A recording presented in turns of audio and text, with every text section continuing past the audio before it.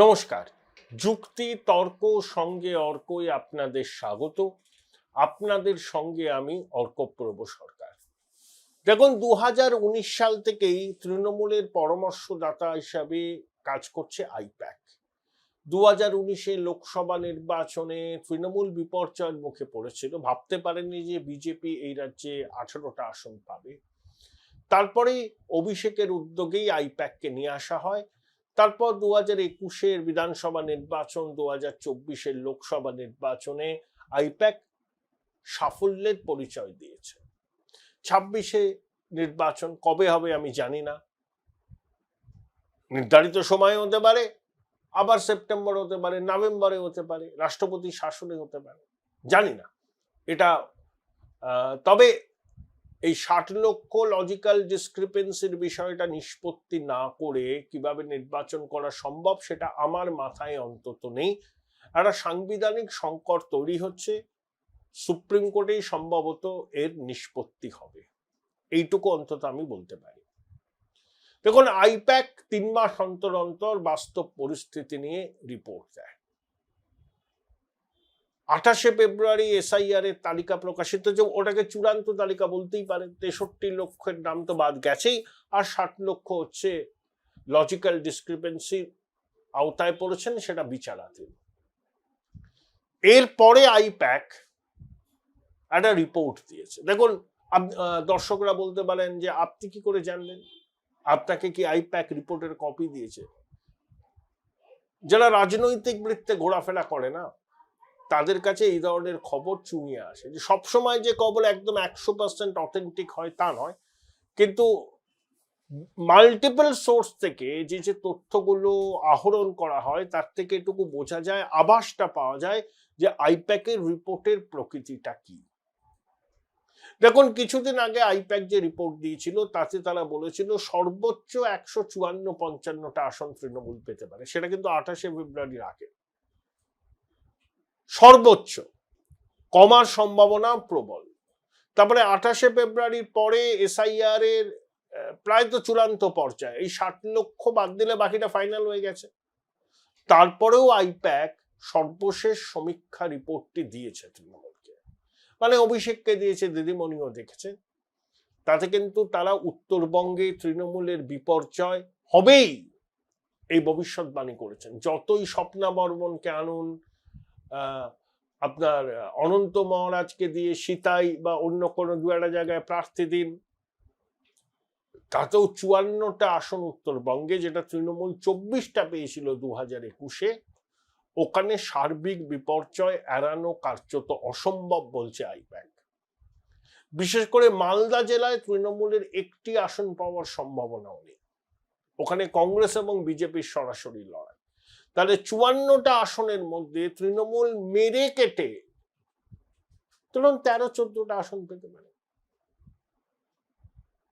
10 থেকে 11টা, কংগ্রেস গোটা 3-4, বাকিটা বিজেপি। মানে বিজেপি আগের বার 30টা পেয়েছিল, এবার হয়তো 38 থেকে 40টা আসন পাবে। মুর্শিদাবাদে তৃণমূল 22টার মধ্যে 20টা পেয়েছিল। দেখুন, হুমায়ুন কতটা কি করতে পারবে জানি না। শুনছি হুমায়ুনের এগেনস্টে তার জামাইকে তৃণমূল প্রার্থী করার চেষ্টা করছে, কিন্তু হুমায়ুন তৃণমূলের ক্ষতি করবে। প্রতিটা কেন্দ্রে যদিও 3% করে ভোট কাটে, এবং কতগুলো কেন্দ্রে যেখানে ডাইরেক্ট ইনফ্লুয়েন্স আছে সেখানে তো অনেক ভোট কাটবে। প্রতিটা কেন্দ্রে যদি 2.5-3% ভোট কাটে তাহলেই তৃণমূল শুয়ে পড়বে, 20টা থেকে নেমে দাঁড়াবে 7। তৃণমূল ভালো ফল করবে দক্ষিণ 24 পরগনার গ্রামাঞ্চলে, পূর্ব বর্ধমানের গ্রামাঞ্চলে। উত্তর 24 পরগনায় আগের মতো ফলাফল হবে না, বিশেষ করে কলকাতা লাগোয়া উত্তর 24 পরগনার শহর ও শহরাঞ্চলে তৃণমূল বিপর্যয়ের সম্মুখীন হবে। কলকাতার 11টা আসনের মধ্যে অন্তত 4 থেকে 5টি আসন তৃণমূলের হারানোর সম্ভাবনা। হাওড়া রুরালে তৃণমূল ভালো করবে, হুগলি রুরালেও তৃণমূল ভালো করবে, কিন্তু হাওড়া হুগলি শহরাঞ্চলে তৃণমূলের ফল খারাপ হবে। আরামবাগ মহকুমায় লড়াইটা সমানে সমানে। জঙ্গলমহলে 21-এর বিধানসভায়, 24-এর বিধানসভায় তৃণমূল ভালো ফল করেছিল, সেই ভালো ফল ধরে রাখা এখন একটু মুশকিল। পুরুলিয়া, বাঁকুড়া, বিষ্ণুপুর, এর মধ্যে বাঁকুড়া 2024 লোকসভায় তৃণমূল জেতে, বিষ্ণুপুর এবং পুরুলিয়ায় বিজেপি জেতে, সেখানেও কিন্তু তুল্যমূল্য লড়াই। যে অ্যাডভান্টেজটা তারা আগে পেয়েছিল সেই অ্যাডভান্টেজের জায়গাটা আর নেই। আইপ্যাক বলছে হিন্দু ভোটের ব্যাপক মেরুকরণ হচ্ছে, অন্তত 100টার মধ্যে হয়তো 65টার বেশি হিন্দু ভোট বিজেপির পক্ষে যাবে। আর যে সাইলেন্ট মেজরিটি, যে কথাটা আমি বারবার বলি, তারাই তো ভোটের ফলাফলকে নিয়ন্ত্রণ করেন। কে জিতবে, কে হারবে, কে সরকার করবে, কার সরকারের পতন হবে, ওটা ওই সাইলেন্ট মেজরিটি ঠিক করেন। এই সাইলেন্ট মেজরিটির সিংহভাগের মধ্যে এখন হৃদয়ে পরিবর্তনের আকাঙ্ক্ষা, এটা আইপ্যাক স্পষ্ট করে বলেছে। লক্ষ্মীর ভান্ডার আর যুব সাথী এগুলো ডিসকাউন্টেড হয়ে গেছে, কারণ সবাই জানেন যে সরকারি আসুক সেই সরকারের পক্ষ থেকে এই ধরনের প্রকল্প বন্ধ করা সম্ভব নয়, এবং বিজেপির সংকল্প পত্রে বিস্তারিত ঘোষণা থাকবে। এই যে 45 দিনের মধ্যে 7ম বেতন কমিশনের রূপায়ণ যদি বিজেপি ক্ষমতায় আসে, সমস্ত শূন্য পদ মেধার ভিত্তিতে পূরণ, এবং যে পদগুলো অ্যাবলিশ করেছে রাজ্য সরকার সেই পদগুলোকে রেস্টোর করা। অমিত শাহের এই প্রতিশ্রুতিও কিন্তু বেকার শিক্ষিত যুবকদের মধ্যে সাড়া ফেলেছে, এবং সরকারি কর্মচারীরাই যেহেতু ভোটের কাজে নিযুক্ত থাকেন, 7ম বেতন কমিশনের সুপারিশ লাগু করার প্রতিশ্রুতি ক্ষমতায় আসলে 45 দিনের মধ্যে সমস্ত সরকারি শূন্য পদে নিয়োগ, অবলুপ্ত সরকারি পদের ফিরিয়ে আনা, এগুলো সরকারি কর্মচারী মহলে কিন্তু একটা প্রভাব ফেলেছে বলে আইপ্যাক বলছে। তাই শুধু ভাতা সাম্রাজ্য সৃষ্টি করে বারবার বৈতরণে পেরোনো যায় না। মানুষ চায় কর্মসংস্থান, মানুষ চায় শিল্প, মানুষ চায় পরিকাঠামো। ভাতা দেওয়ার অর্থ হচ্ছে আপনি আর কর্মসংস্থানের দাবি করতে পারবেন না, যিনি ভাতা দিন, কিন্তু ভাতার সঙ্গে সঙ্গে স্কিল ডেভেলপমেন্টকে যুক্ত করুন।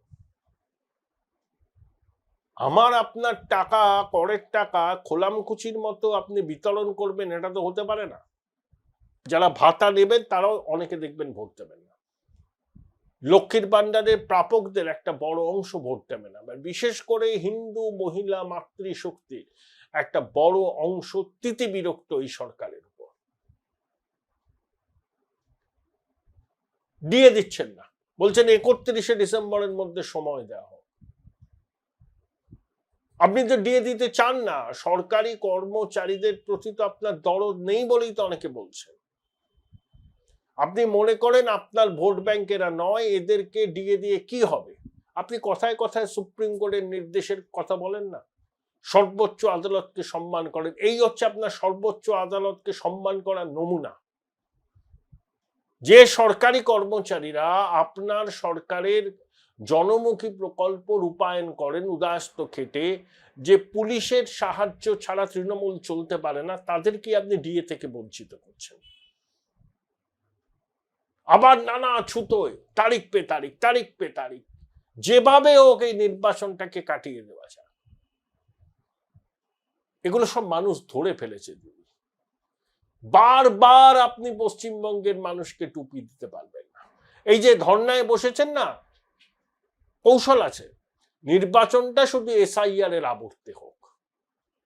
আপনার 15 বছরের সাম্রাজ্যের অপকীর্তি, চুরি, ডাকাতি, দুর্নীতি, খুল্লা সংখ্যালঘু তোষণ, এগুলো পিছনের সারিতে চলে যাক, কারণ এগুলো কোনো জবাব তো নেই। শুধু এসআইআর এর আবর্তে ভোট হোক, এই ন্যারেটিভ তো করতে চাইছেন, এটাও সফল হবে না। দেখে নেবেন, আইপ্যাক সব দেখে শুনে অনেক প্রার্থী বদলের কথা বলেছে। কে কটা আসন পাবে সেটা আমি জানি না আইপ্যাক কি বলেছে, আমার কাছে এখন লেটেস্ট খবরটা নেই, কিন্তু বলেছে ওভারঅল যদি দেখেন কিছুটা হলেও অ্যাডভান্টেজ বিজেপি। এই মুহূর্তে ভোট হলে বিজেপির ভোট প্রাপ্তি 44-45% কাছে এসে দাঁড়াবে। মানে লোকসভায় ছিল 39%, বিধানসভায় সেটা আরো 6% বাড়বে এই মুহূর্তে ভোট হলে। কাটে কাটাক্কার ঠিকই, কিন্তু সার্বিক দিক থেকে দেখতে গেলে বাংলায় এবার একটা পরিবর্তনের আকাঙ্ক্ষা মানুষ হৃদয়ে ধারণ করছে। সেই জন্য কিছুটা হলেও অ্যাডভান্টেজ বিজেপি। এটাই বলছে I-PAC. Join Indian Institute of Hotel Management now. Right choice, right decision.